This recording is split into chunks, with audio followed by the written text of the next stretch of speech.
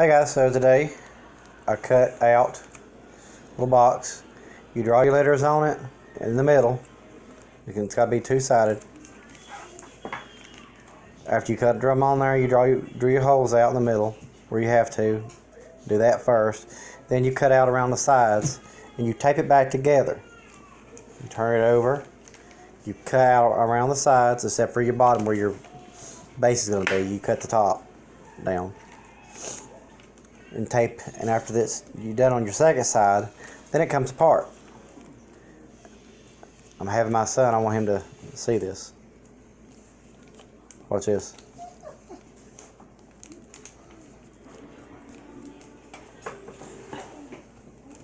You gotta do it really easy so you don't break nothing.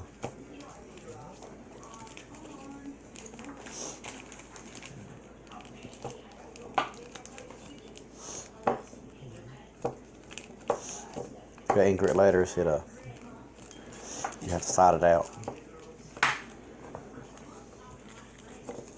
And then you take the bottom side off. Slide it out.